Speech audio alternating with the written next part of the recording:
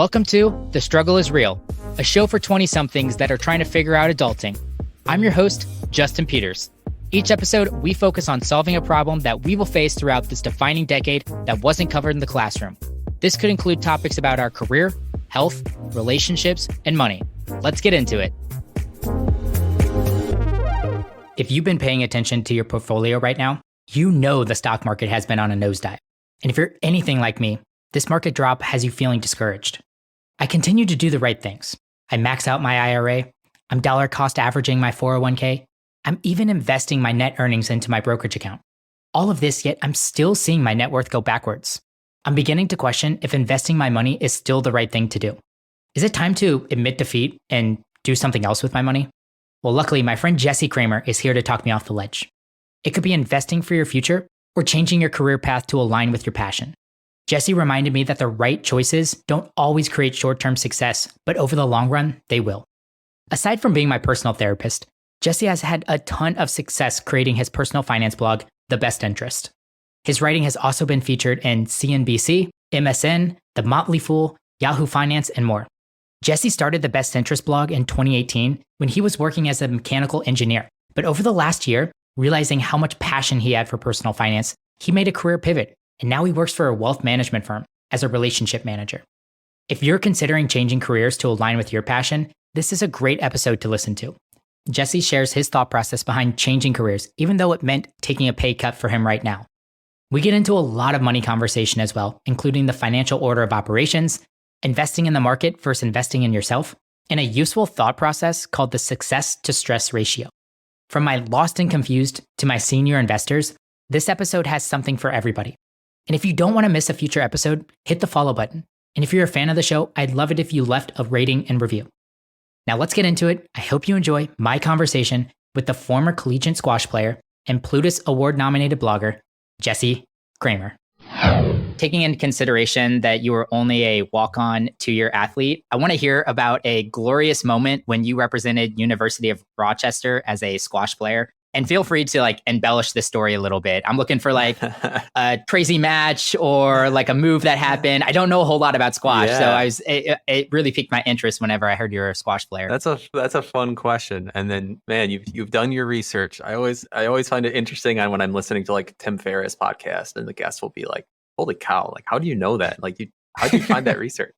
But yeah, so walked on the team. So I think one memory that sticks out for me was one of my earlier matches, and we were playing a university up here in upstate New York called Hobart. And it's a fairly small school. Rochester as a team was ranked much higher than them. But still, the kid that I was playing from Hobart, he had been playing for much longer than me. And so then even though my teammates were all heavy favorites in their matches, I certainly didn't feel like a favorite in my match because I'm new to this sport. And then early on in the first game, I hit this particular shot that in squash, it's called a nick, just like someone's name, a nick.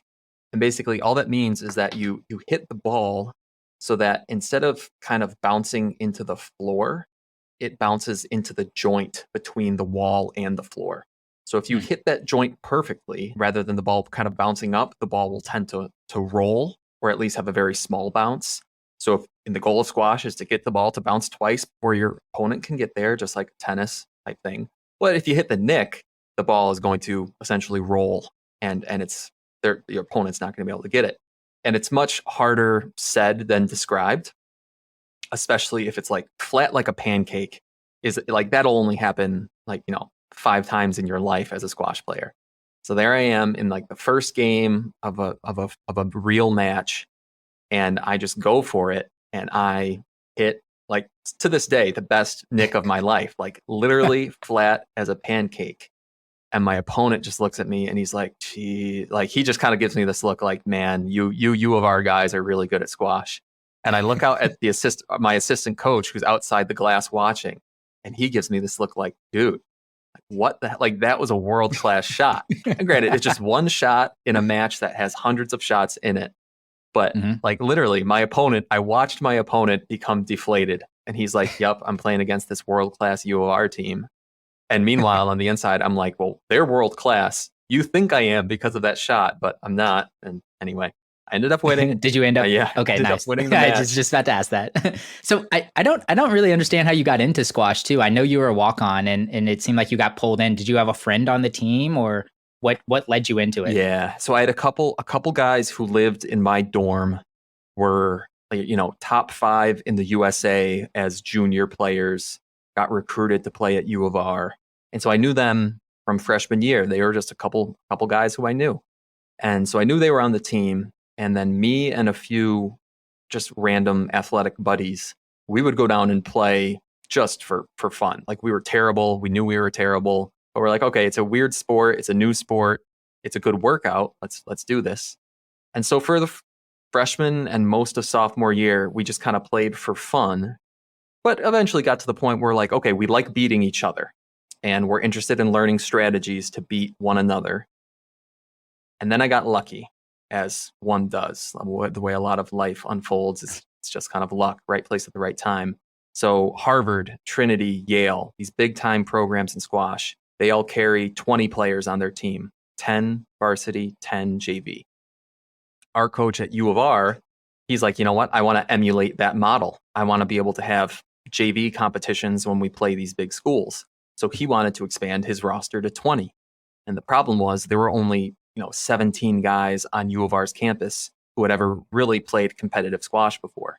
So those last 3 spots, he just needed warm-blooded, enthusiastic volunteers who wanted to play. And I got the last spot. So here I am with no background, just kind of some, raw athleticism from other sports. But I showed up to practice every day. I got coaching from a world-class coach. I got to mingle with guys who actually knew what they were doing. So I learned a ton through osmosis. And I think it's fair to say I became one of the guys on the team who at least spent the most time on court, where, it was 2 hours a day of actual practice. And then I'm spending 2 more hours a day on my own. And it was not easy, but it was natural from that time on court to at least catch up from being the 20th best guy on the team to the time I graduated. I was playing at 8, 9, 10 in the top 10. So yeah, it was just right place, right time, took advantage of the opportunity that was presented to me. And that's the way a lot of life works, I think. And then you loved it so much that you went back and worked as an assistant coach? Correct. Wow. Exactly. So, I mean, like I played yesterday. Like I played yesterday just against a local guy. It's my number one form of fitness. It's very fun. And in some cases, giving lessons to little kids, it's also a form of financial compensation. But really, it checks all the boxes. And yeah, I plan on playing until my legs don't allow me to play anymore. That's so cool. I couldn't believe that. I heard that story and I was just like, of course, like that's just craziness. And I love that. Right place, right time, man. It's the way a lot of life works. Yeah. Well, Jesse, I appreciate you coming on the podcast, man. Really excited for this. I always love my personal finance guest and you're no different. I mean, I've loved consuming all of your content. I've actually saved a lot of it for, further research after this conversation as well. And your blog is just, world class, man. It's so fun to read. You really bring your personality into it. I enjoy it. Kudos, man. You got nominated for Blog of the Year by Plutus Awards, which is kind of a big deal in our space. How does that make you feel? Justin, I thank you for having me on. Thank you for all those kind words. The Plutus Award nomination is a little surreal. Definitely a huge combination of thankfulness, graciousness, vindication, and motivation for it makes me feel good about the work I've put into the blog in the past, and it makes me feel thankful for all the readers who have helped me get to this point. And yeah, it's rekindled the fire underneath me to keep me going for the future. It's crazy that this all started out with just conversations with colleagues. If I have the story right, you were 22, out of college, started as a mechanical engineer and, $50,000 in student loan debt and auto debt. And just trying to figure out, what do I need to do with finances? Like, what do I need to do moving forward? What are the right decisions? And you would have conversations with colleagues, and then that would always stem you out to go and do further research, and then come back and you would summarize your research and you would send that over to your colleagues. You seem like somebody that's just like obsessed, similar to your squash story earlier too. You were just obsessed with personal finance and learning more about it and really diving deep into it. And then it seemed obvious to me, but I guess it wasn't obvious to you until a colleague pointed it out that, hey, you should just publish this for other people to read, or make it easier for us to share out. So that ended up obviously leading to the route of you starting a blog. Any gaps to fill on that or or whatnot? No, that's a perfect description. I mean, like probably a lot of your listeners, I was a little bit lost in my own personal finances. I commiserated with coworkers, just like you described. And those quote unquote water cooler talks turned into follow-up emails that sometimes went into the nitty-gritty or provided some cool graphics to go along with them. And those follow-up emails eventually turned into blog posts. And that's how the Best Interest started, and really started with no particular aspirations or high hopes, but quickly became something that was very fun for me. Like I love writing. I love the process of writing. I don't know how many of your listeners are familiar with the term SEO, which stands for search engine optimization. So some websites out there, they write to let Google know, hey, you should send readers to my website. And that's perfectly fine. That's a great way to run a business as a website. But for me, I just love writing about things that I find mentally stimulating, finance and investing topics that I find interesting. And what I've found is that I'm not getting maybe the Google traffic that some of the big websites get, but I've kind of grown this grassroots audience that enjoys the same things that I enjoy. So I like writing about these topics, and I found this audience that likes reading about these topics, and it's a very happy marriage. And you were obsessed so much so that you ended up changing careers. Most recent, was this last year that you made this transition? It was around this time last year that I started the conversation, where I basically Okay. I was at that point 7 years into my engineering career, and I call my engineering career lukewarm. A 6 out of 10, a 7 out of 10. I enjoyed it most of the time, but not all the time. But what I really enjoyed was writing these articles after work and interacting with my readers and anything having to do with appearing on podcasts like this one, anything that had to do with the investing side of things. That's what I enjoyed. So I started some conversations. I'm up in Rochester, New York. So I started some conversations with some local people who I knew who were in banking or who were in real estate investing or who worked in wealth management, just anything that had to do with finance. And I said, hey, what would a path look like to work at your company, work with you? What would I be doing? How do I get there? And some of the paths were very difficult. Some of them took years of work to get there. Other paths ended up in places that I didn't quite feel comfortable because, not every job in the financial industry do I feel like actually looks out for the end client or the end user's best interest, right? So some jobs I'm like, you know what, I just don't want to do that. And thankfully, by the end of 2021, I had found a firm that I loved the work they do. They had a role that fit really, really well with my skill set, meaning, writing, communicating, working with people one-on-one, helping them understand financial basics. The cherry on top was that they were like, yeah, we want to hire you. If you want this job, it's yours. So it's been a very happy marriage so far. So I'm 7 months in. I started in January, and I love coming to work every day. What was once lukewarm is now boiling hot in a good way. Every day is a 10 out of 10. Yeah. Well, good for you. And hat tip to you for making or taking those steps, because as you mentioned, you were lukewarm and making a significant amount of money as a mechanical engineer. And there's a lot of safety and security around that. And it takes a lot of bravado to go out and change things because you have an intuition that you might like it more. And our good friend Joel Leary also agreed. I reached out to him prior to this and I just asked, hey, what, a question you'd ask him or a thought that you have on him. And I'll read verbatim here. He said, last year, he did a ballsy move of switching careers and jobs to something that he's more passionate about. This was a pay decrease for him in the short term, but has a significant upside potential for him in the long term. That sums up Jesse's general thinking, that he is able to calculate life moves in a wise and long-term thinking kind of way. He is completely okay sacrificing the little things now in exchange for the bigger things later. So first, can you confirm that that's a fair assessment of you? And then second, anything to add to this?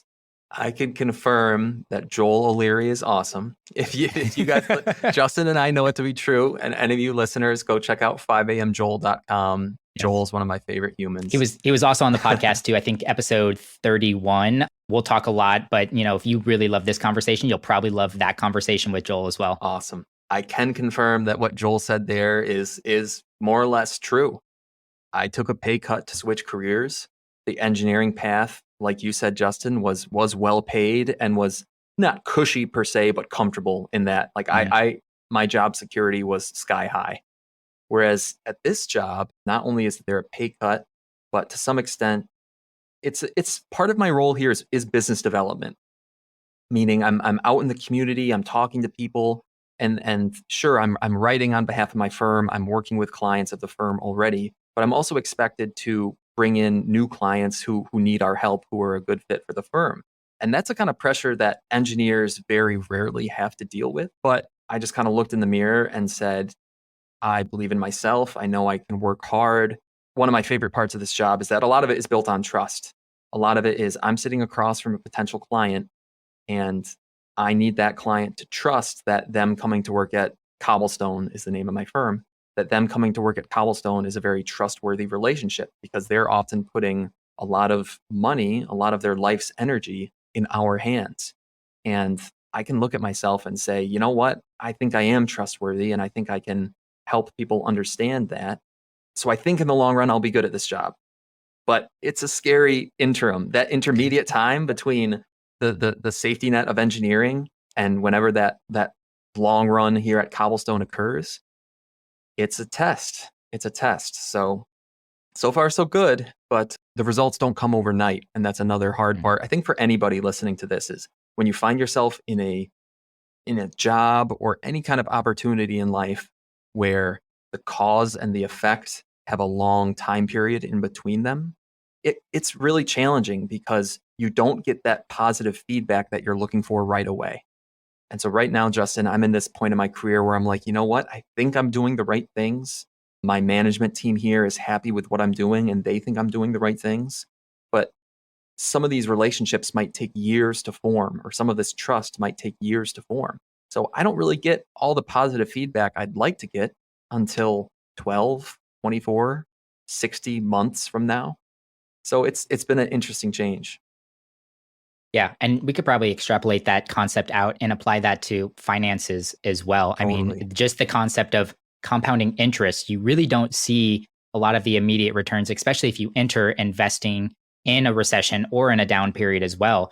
You might see some negative impacts from the get-go, but more times than not, almost every time, if you're a long-term investor, you will see the positive returns and you'll see compound interest take its effect. Yeah, I mean, it's one of my favorite topics to write about is the idea that not everything in investing is golden all the time. And it was a great topic to write about for like 2018, 2019, 2020, 2021, when the market was on this multi-year bull market. Everything was kind of increasing. It was very easy to be making money as an investor, especially as a stock market investor.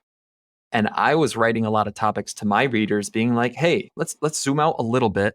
Let's look at long-term averages. Let's look at some kind of bad periods in market history. And let's try to put some perspective on what we're seeing here.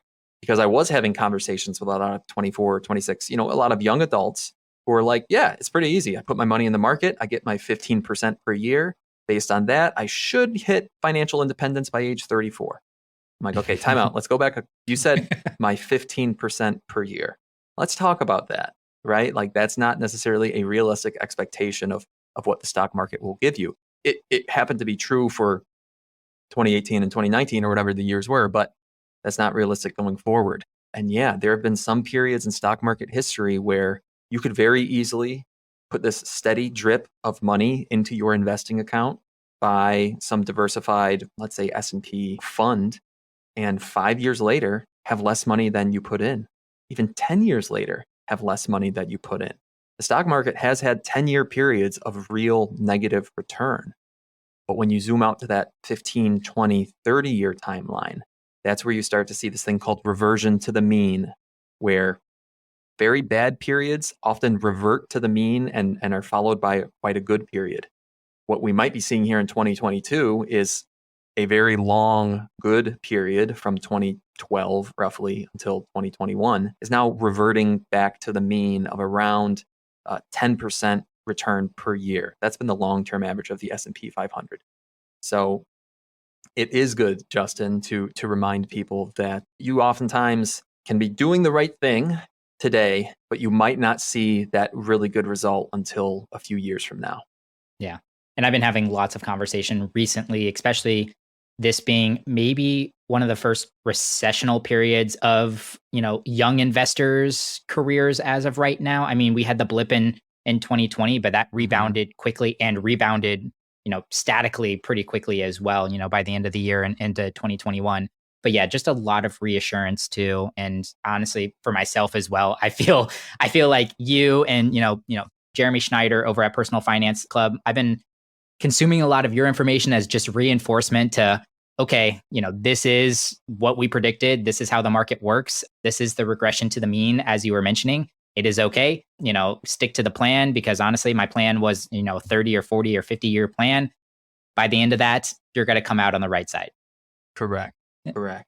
And like, it's people will be like, well, are you sure? And the answer is like, well, I'm not sure, but I don't know what any sort of better plan is, right? Like, I cannot guarantee that 30 years from now, the stock market will be higher than it is today. I can't guarantee it, but I think it's the best probabilistic bet of any other bet out there, right? It's not a guarantee, but it's the kind of thing that I don't know what else to do with my long-term money other than put it in some sort of stock or stock-like portfolio.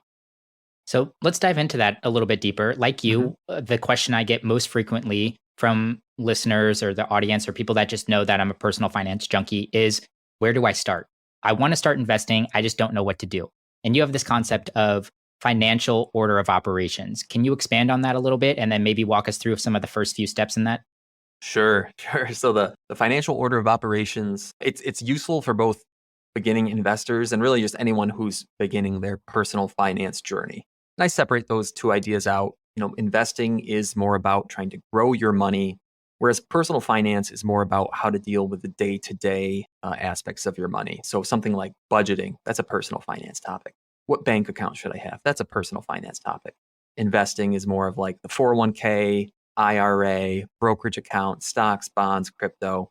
So the financial order of operations is based on the mathematical order of operations in a way. Please excuse my dear Aunt Sally, PEMDAS, what was that? Parentheses, exponentials, multiply, divide, that thing. So it basically says, if you have money that you don't know what else to do with, let's say I just gave you a pot of $10,000 right now, Justin, you might have this question, well, shoot, what's the best thing that I can do with my money? Like, and how do I compare all these different options, and how do I order the different options I have in terms of best thing I should do, and then once that's covered, the next best thing I should do, all the way down the line. So the financial order of operations would start and say, listen, Justin, do you have a budget? For me, that's step zero. It's like, do you have a budget? And we can get back into budgeting later. I'll move on to step one. So step one, it's create a small emergency fund. So you should have, and this is for all listeners out there, at least for most listeners, you should have somewhere around $1,000 sitting in your bank account that is earmarked for the express purpose of, I need money really fast because something bad happened in my life. My car broke down and I need $800 to the mechanic today to cover that expense. So it provides you this little mini safety net. And then, okay, once you have that covered, so let's say, Justin, you were a blank slate and I just gave you $10,000. Your first 1,000, maybe 2,000 would go to cover that step, right? And then you'd move on to step two of the financial order of operations. Pay off all your high interest debts. I would ask you, Justin, well, listen, are you in credit card debt? Because credit card debt typically has an interest rate of 16, 18, 20% per year. And paying off that debt is the next smartest thing that you can do with your money. So I tell you to do that. And we would just keep going right down the line. I think there's maybe 11 or 12 steps, 10 steps in the little PDF that I put together. It would just help someone figure out the next smartest thing I can do with my money based on where I am in life. Mm-hmm. Yeah, and I think your first entry point into investing, probably step 3, I believe, was your 401k match, because leaving money on the table there, I mean, that's 50, even 100% match. You're not going to find those returns anywhere else. But the credit card makes sense. And the high interest rate you define as pretty much anything above the mean for what should be the standard stock market return. So if you have something 10% or higher, you're probably considering that as high interest debt. Correct. Right. From a mathematical point of view, if you have a debt with an interest rate of 10% or higher, you're better off paying down that debt than investing money in the stock market. Okay. I would totally agree with that. And actually, and one good point that you just brought up, Justin, that made me think is, the steps that I put together, they're up for debate. I have no problem with someone kind of saying really, you would put paying off high interest debt ahead of getting your 401k match? Depending on who the person is and how much debt they're in, like you said, free money is free money. For a lot of people, I think getting that 401k match might be better than paying off the high interest debt. So it's do you want to switch steps 2 and 3? Sure, go for it. But switching steps 2 and 9, that's probably where I'd be well, there's an order for a reason. and for the most part, sticking to that order of operations is definitely a beneficial structure for someone who has no background in this. So I want to push back on this a little bit as well. Yeah. And so I was listening to a Twitter Spaces replay that you posted on your podcast, and you guys were discussing this kind of tried and true method with your financial order of operations. And you mentioned that, if someone came to you with that question, where do I get started? You said, go get your 401k match and use it to invest into a total market fund. And then I believe his name was Shadow. He pushed back, or he countered and said he would experiment early. He would screw up multiple times. He would skip safely investing into the 401k and shoot for the moon. He would try 10 different income streams because you can always invest later. Do you have a counterpoint to that or some other thoughts? You didn't elaborate any further on that. And I'm not, I'm guessing you would also be open to trying different experiments in that sense too. It's not like you're saying one way is right and one way is wrong, but what will be your counter back to Shadow on this? Great question. Everyone's built a little bit different. When people in general ask me about my thoughts on, you can call it sandbox investing, play money, on the thought of listen, I kind of want to invest the way I want to invest. I don't want to follow your boring index fund method. One thing I point them to is the wisdom of John Bogle, who was the founder of the Vanguard Group, who really was the person who was, he is the way that Paul was to Jesus on spreading the word of Christianity.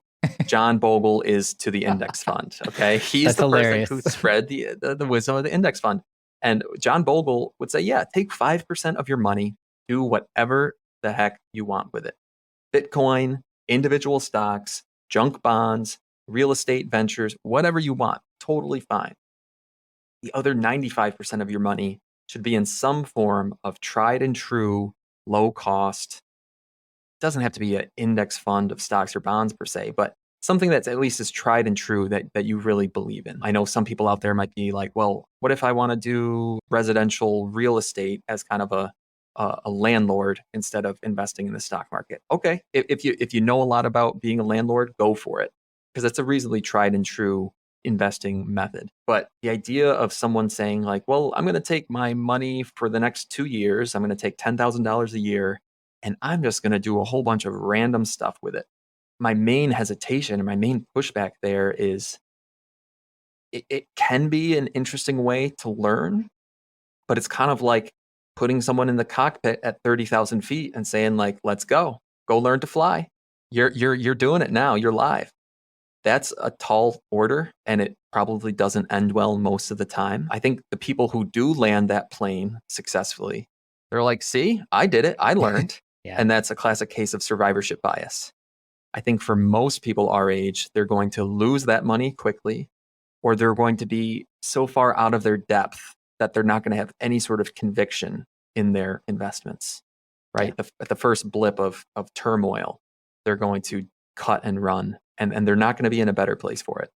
And I mean, my opinion is you could do a blend of both. As you mentioned, the 95-5, you can change that. Maybe it's 80-20, maybe it's even 50-50. I think even attacking it from the 50-50 standpoint, this tried and true method, and then also this 50% of your income, especially early on, deploy it at things that you find interest in. But outside of that, I think you're also capable of running experiments with low investments. I mean, I will point to your blog and, running your blog. And I'm guessing you probably had a little bit of a tech stack on the background that you had to pay for your website. And I know you have Grammarly and things like that, even though I don't think you had it, when you were first starting, but you might need $500 to start this blog, and you're running that experiment and you're getting it to a place where it is creating some kind of side stream of income for you without it necessarily being, all of your investment money that you're putting into these certain things that may or may not hit. So I think you could probably do a blend of the two.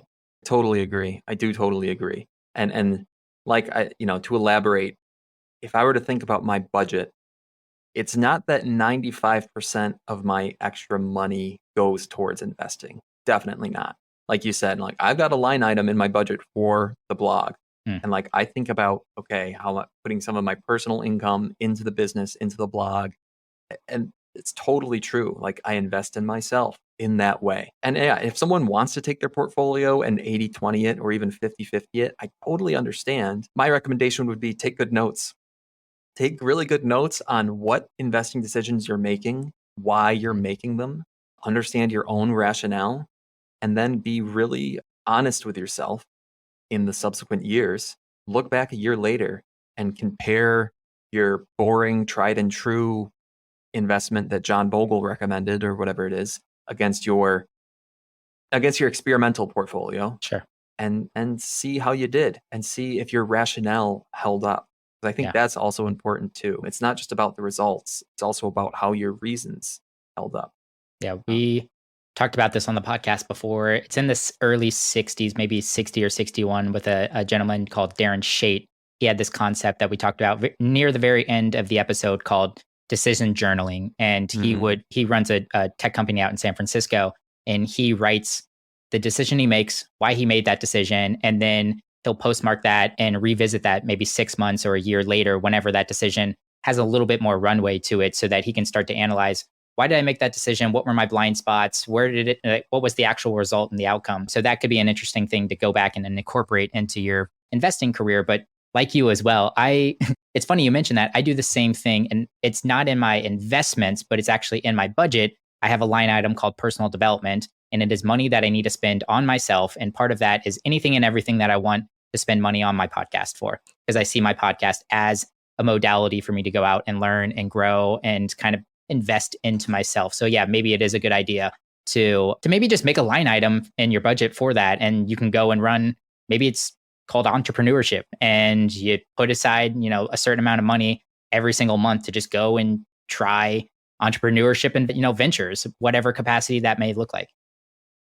Totally agree. I don't think you can't really go wrong with investing in yourself in that way, in my opinion.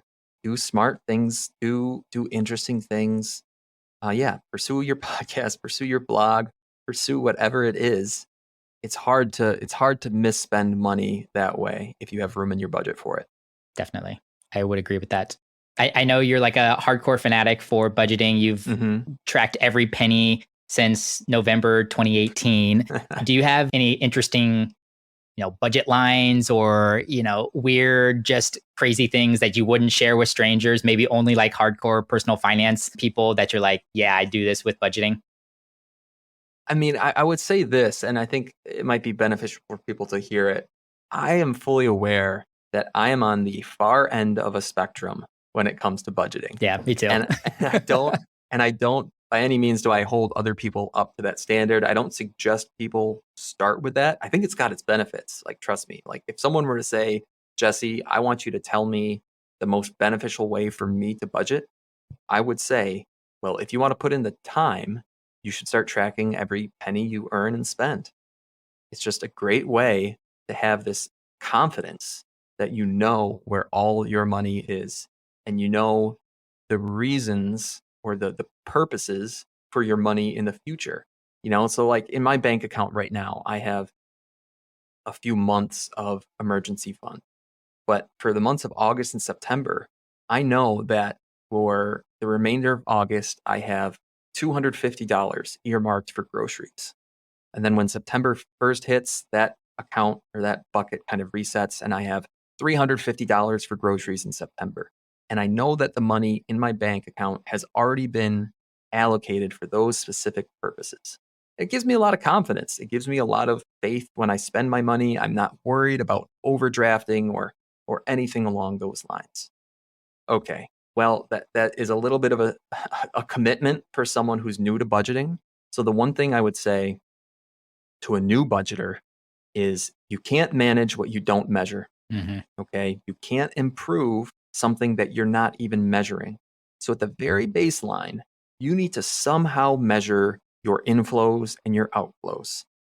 A good starting point that's super basic is every other Friday, or maybe every Friday, put a little reminder on your work calendar to simply log into your bank accounts, just your bank accounts, and write down where they're at every Friday. So some Fridays they might be up because you got paid that week. Other Fridays they might be down because you've been spending money. And over time, over a series of, say, 3 months or 6 months, you're going to get, let's say you do it every Friday. So over 6 months, you're going to get 26 data points, 26 Fridays in 6 months. And you're going to be able to see some pattern. When are you spending a lot? Are you spending a lot? Are you saving money? Are you losing money?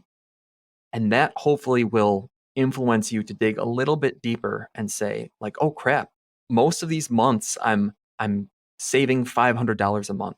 But this most recent month, I actually overspent by $1,000. My account went down $1,000 this month. Where did that money go? How did I spend that money?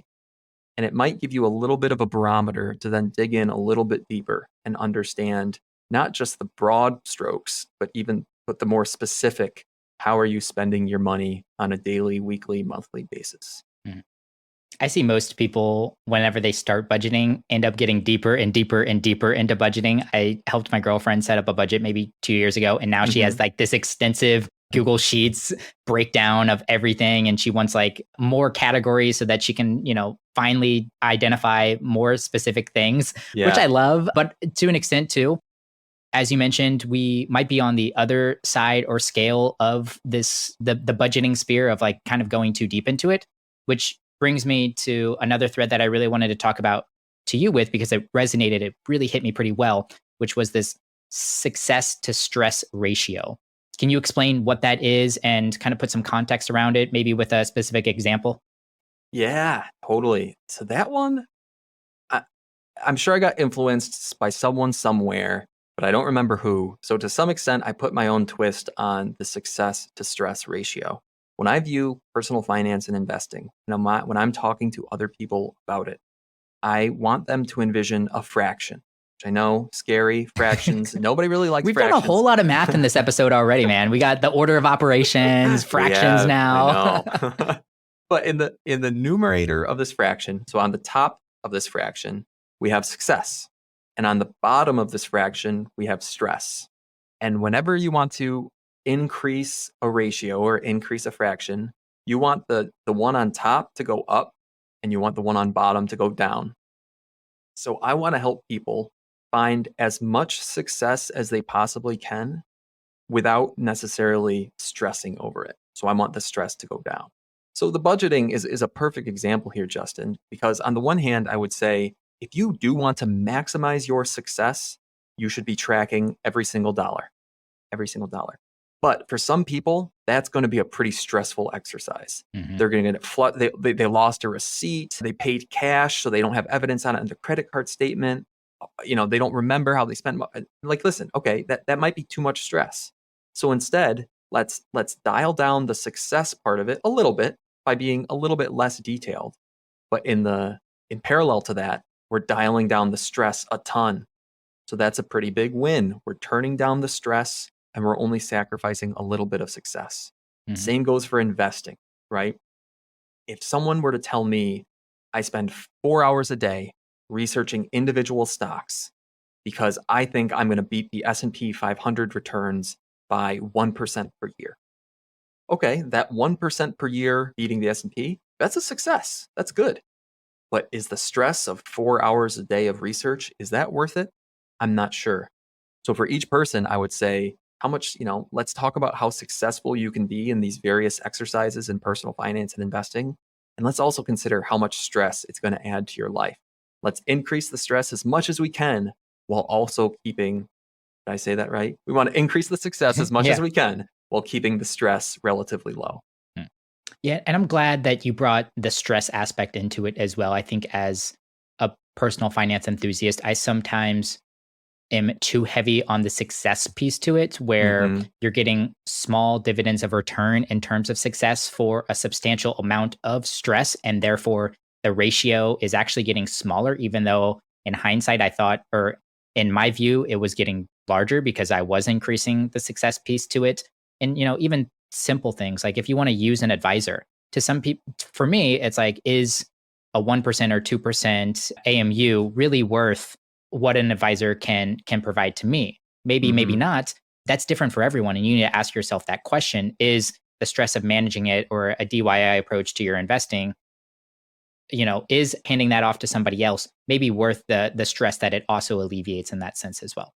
Totally. I can't, just to back up what you said there, Justin, not every person needs a financial advisor, Hmm. period. There are tons of people out there. I mean, listen, when I was doing my engineering thing, there was no way, especially at my age, that I needed or wanted or would have really benefited from a financial advisor.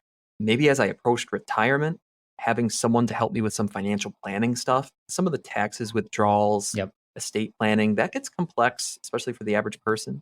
But just like you said, for some people, not all people, paying, like you said, a 1% AUM fee, it helps alleviate their stress a ton. It hopefully helps them achieve a little bit more success. And even if that advisor says, listen, I'm not going to beat the market for you, all I'm going to do is give you average market returns on your investment, but I'm going to charge you for it. So essentially, that person's now going to be underperforming the market. Having a professional by their side is going to alleviate enough stress for them to be good. It might save them money because now they're not going to be tempted to pull their money out of the market when things go badly. They'll have a professional helping them. So there are these benefits in advising in particular that, right, not for everybody, but for some people it's a good thing. Hey, thanks for listening to The Struggle is Real. A quick word from our sponsor, and then we'll be right back. I love covering personal finance topics on The Struggle is Real. I frequently get asked the question, how do I start investing? My suggestion? Check out the Build Wealth by Investing course created by the founder of Personal Finance Club and friend of the show, Jeremy Schneider. This course includes everything you need to know to invest in index funds. And if you've been listening to The Struggle is Real, I believe this is the most optimal, consistent way to build wealth. I don't believe in any gimmicks or get-rich-quick schemes. This course doesn't include any of that, but you will find investing broken down into easily understandable concepts and simple-to-follow rules. He'll also walk you through how-tos, such as how to open up an investing account, how much to invest, and how to choose an index fund. Jeremy and his team literally built the personal finance course I wish was taught in school. If you are someone that wants to start investing, but you just don't know what to do, this course is perfect for you. This course also makes for a great gift for a 20-something getting started on their personal finance journey. You can check out the course using the link in the show notes or go to justinpeters.co/deals. By purchasing the course through our link, you are supporting the show. So thank you for that, as that is how we continue to expand the show. If you want a teaser, check out episode 57 with Jeremy, where of course I got to ask him a bunch of questions about investing, the cost of fees, and early retirement. Now back to the show. Is there something that, being a personal finance content creator, is there something that you disagree with the majority of personal finance writers on? Is there a topic that comes to mind whenever I ask that question? There are some really big ones. There are some really big ones, actually. And it's most of the time, it's a perfect example of, I want to say this is Sigmund Freud, the narcissism of small differences. Okay. Have you heard that before? No. Sounds really interesting. So it's this concept, and I don't want to butcher it. I'm not a psychologist, but I think I got the attribution correct. Essentially, when you have two people who are very well informed on a particular topic, they find they can have very large disagreements about very small differences. So you can take two evolutionary biologists, and one says this thing A, and the other person says something that's 1% different. And they are going to find a way to have a heated debate about that 1% difference. Because according to Sigmund Freud, it's like, we get a little bit narcissistic and self-indulged about these little things that we find different than other people. Okay. So a lot of that happens, in my opinion, in personal finance and investing, where you and I, Justin, could agree on 99% of the stuff that we talk about, but that 1% that we disagree, instead of just kind of letting bygones be bygones, it's very easy for us to have this heated debate. Okay. So that's my preamble because You have some of one. these quote unquote debates, yeah, well, I do have some. And some of them I just think like, guys, we are making mountains out of molehills here. Yeah. It's not that big a difference. So one that really comes to mind is what I would call the math versus psychology debate. And that debate in simple terms is, should someone do what is mathematically optimal for their finances all the time? Or should they account for their psychological well-being?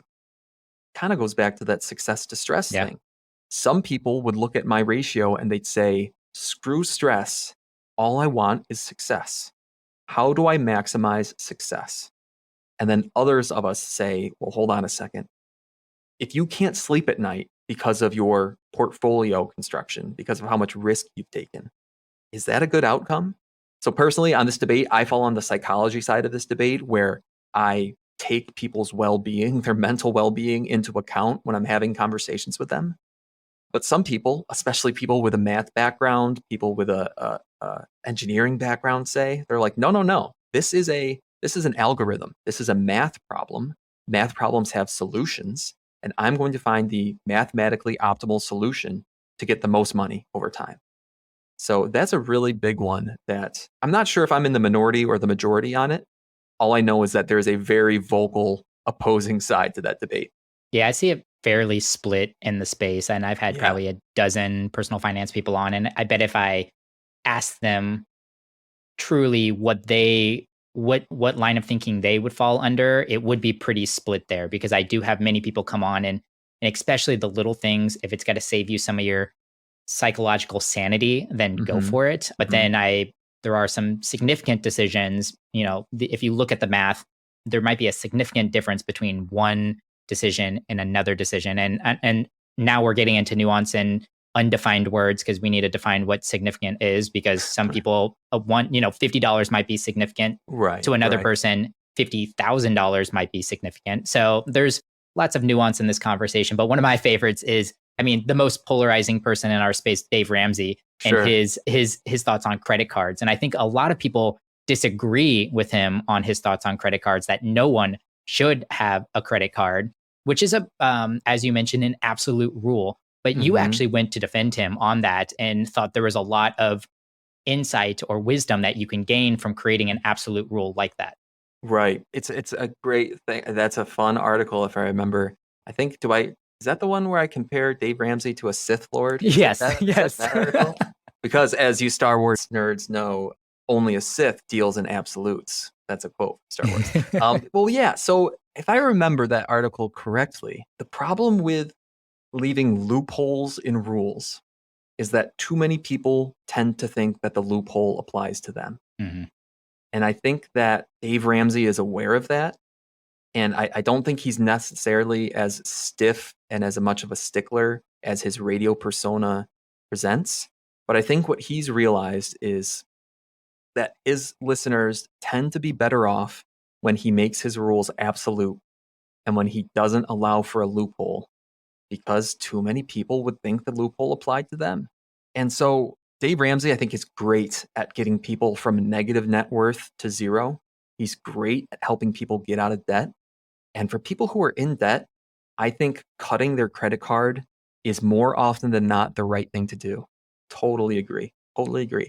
It might not be right for 100% of people, but it's right for 80 or 90% of people. And you know what? If 10% of people cut their credit cards when they really shouldn't have because of Dave Ramsey's absolute rule, that's an unfortunate consequence of his advice. But I think on the whole, his advice is good when it comes to getting out of debt. When it comes to the investing stuff, I have my questions for him, we'll say. But yeah, rule making is really hard, Justin. I found it's really hard. And it's funny, I see it every day when I think about even stuff like corporate rules. Like, why does a giant corporation make a certain rule? Why are they so stiff? Why can't they allow room for loopholes? And I just think it's because, too many people tend to think the loopholes apply to them. Yep, I would agree.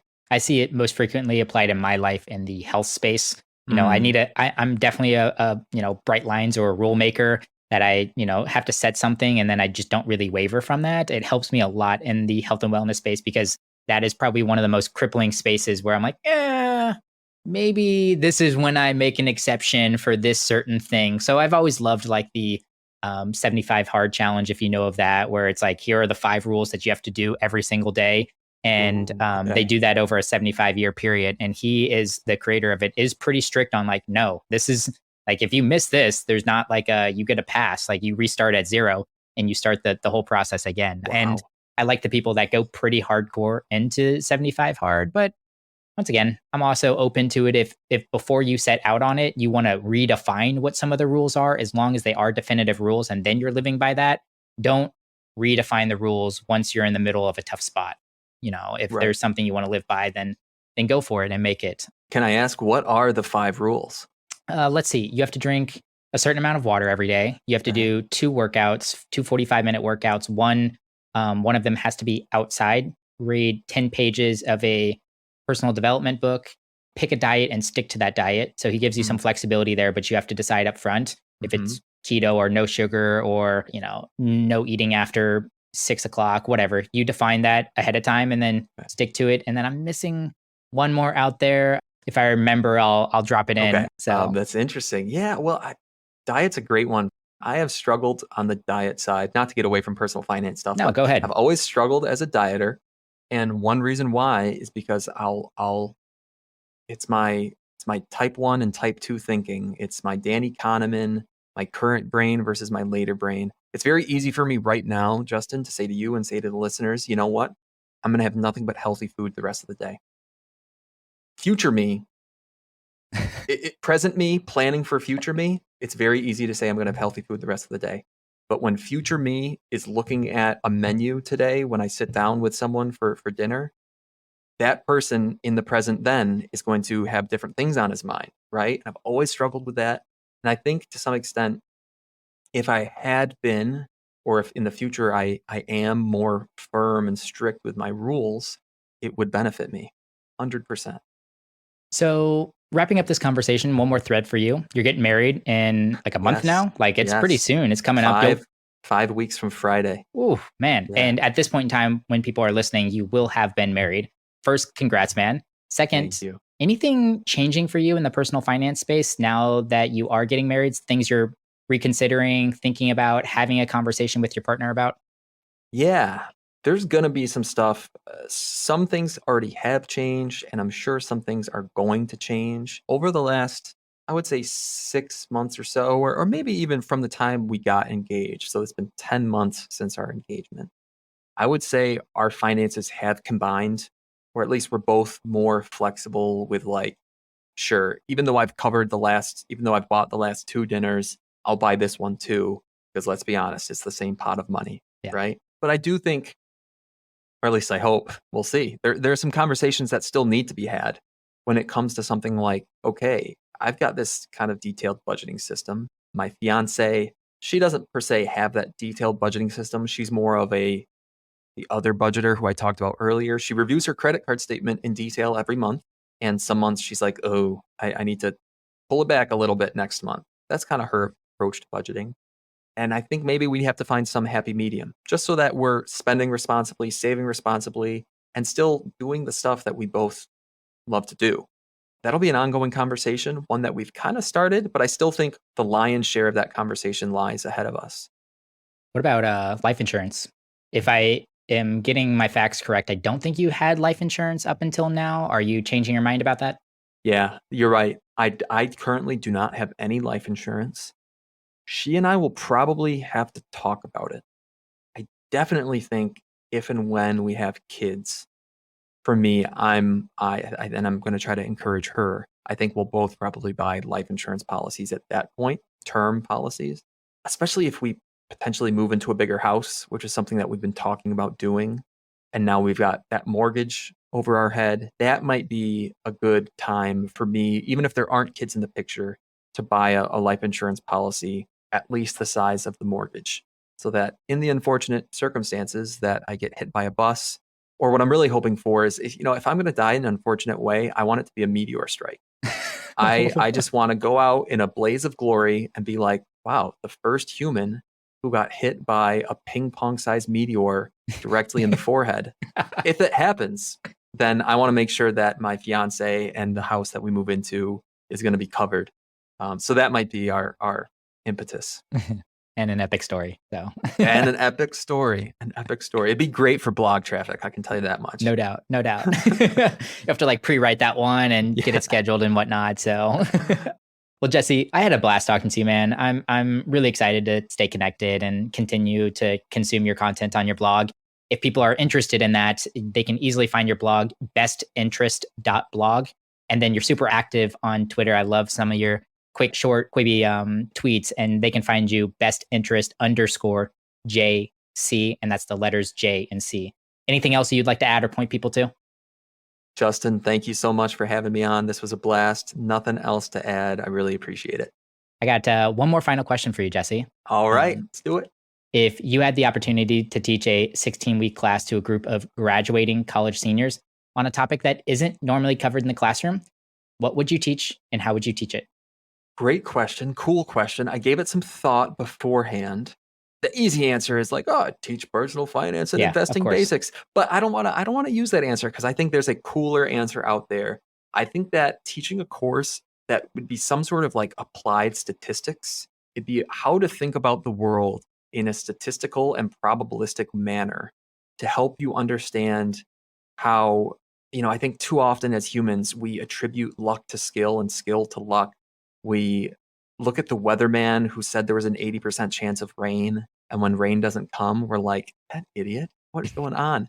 And I look around me and I just feel that too many people don't have even a basic grasp of stats and probability. Not that I'm an expert on it, but I think I have a solid grasp of it. And it helps me understand the world in a really fundamental way. And I would love to teach that to other people. I love that answer. Very creative answer and a great class for decision making. And most of the answers, the general theme on these answers are usually something that applies to a higher level decision making, kind of a skill within side of decision making. And I think that class would fit very nicely in there. So Jesse, perfect answer, man. Thank you, Justin. You're exactly right. It really is decision making. There's a great quote, and maybe this is a good quote to end on. It's from Annie Duke, who's a famous poker player, and now she's an author. And a lot of investors love Annie Duke's writing. And the quote is something like, the only thing we can control is our decision making.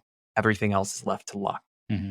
We have to optimize our decision making. Stats and probability help us do that. Perfect tee up. I got a former top 20 poker player coming on the podcast here. This will be not the next episode, but the episode after that. So just a nice teaser for people that are looking ahead. And we're going to be talking a lot about statistical decision-making, systems thinking, all of that. I'm really excited for that conversation because I realize poker players have this skill really dialed in. I'm excited for it too. You're exactly right. I'll share your way whenever it comes out. Cool. Thank you. Thank you. Once again, Jesse Cramer, guys, really excited. If you want to check out his blog, amazing content that's out there. And that is bestinterest.blog. Again, go check him out. Jesse, it's been a pleasure, man. Thanks, Justin. Thanks for tuning into the episode. Here's what you can expect next on The Struggle is Real. I would give them the basics for how to translate their normal symptoms. It's a language. Your body has its own language. What does a headache actually mean? What does acne actually mean? What does sinus congestion chronically actually mean? And when you can start to translate what your body's telling you and work backward from that instead of covering the symptom up, but really underpin where is that symptom coming from and why, and how do I fix it and own it? It's really empowering, and you catch things early so they don't turn into problems later. Hey, everybody. Thanks for listening. If you like this conversation today, be sure to subscribe so you'll be notified about new episodes. If you want to connect with me, send me a message on Instagram. I'm at Justin Lee Peters. You can find show notes with links to everything we discussed today at justinpeters.co. I'm your host, Justin Peters. Thanks for tuning in.